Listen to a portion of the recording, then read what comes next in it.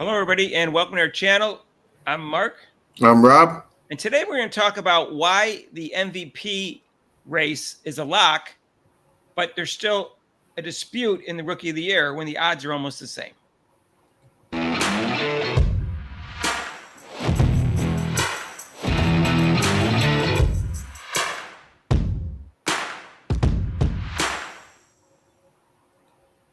And hey, if you haven't subscribed to our channel yet, please do so. Hit that notification bell when you do.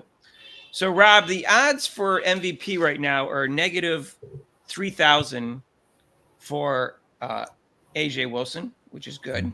But that one for Caitlin Clark is negative 2,000, which is also really good. Plus 700 for Angel Reese, and the closest is about plus 3,000 for the MVP race. So the MVP race is not as close as the Rookie of the Year, but it's pretty close, like negative 3,000, negative 2,000.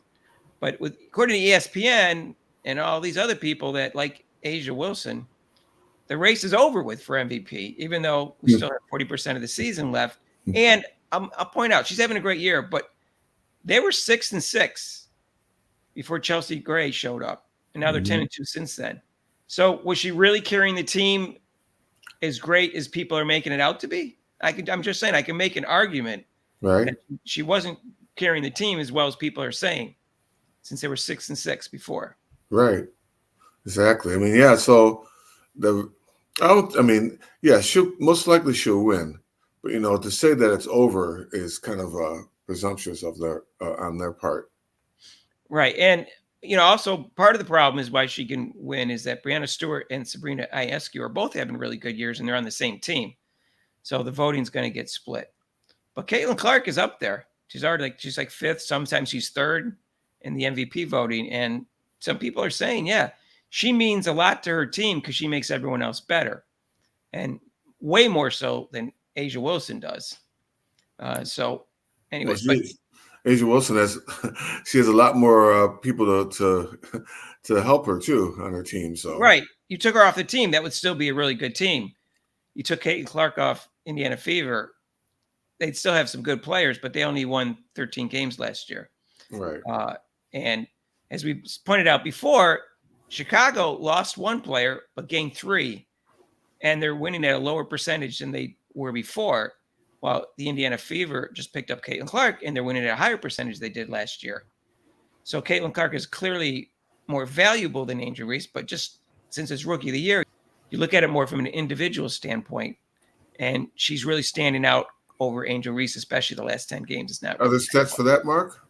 Pardon me? Are there stats for that? There's lots of stats, but everybody knows them. I could go over them if you want, but Caitlin Clark averaged just in July, she averaged 20 points and 12.5 assists, Rob. Okay. 5.5 rebounds. So that's really great numbers. And she's setting all sorts of records. But it's funny that ESPN wants to say that the MVP voting is over with. But even though the odds are pretty similar for Rookie of the Year, it's really kind of like not sure who's going to win. Not even that. Most of the people on the ESPN are saying that Reese is going to win it. So some of them have said it. Some of them are backing off on that. Andrea Carter finally came to her senses and said that although Caitlin Clark has not solidified the Rookie of the Year award, she has separated herself. That was her exact. They're not going to have the confidence to say like they're saying with Asia Wilson, say, "Oh, it's a lock." No, it's over with as far as everyone else is concerned. Even though it is, I can't tell you the reason why it's like this, Rob. All I can tell you is we know why. We already know why. We know why. So we don't have tribalism, sisterhood. I don't know. Sisterhood. We already know why. We'll see.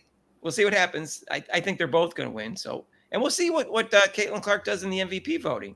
Like I said, when we say MVP candidate, so people don't go crazy on that, it means top 5 because that's how the voting is done for MVP. Rookie of the Year, there's only 3 people voted for.